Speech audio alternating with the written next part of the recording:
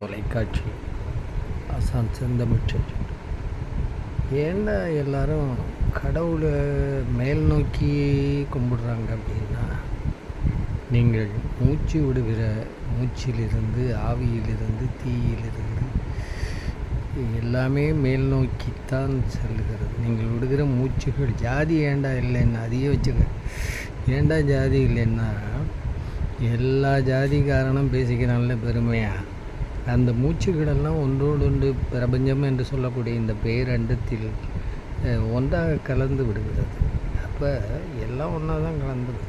இந்த உடம்பு மட்டும்தான் நீ நான் என்கிற வேற்றுமையை கற்பிச்சுக்கிட்டு இருக்கு. அதனால தான் கடவுளையும் மேல் நோக்கி தொழுவதற்கு காரணம் மேலான எண்ணங்களும் மேலான சிந்தனைகளும் மேலே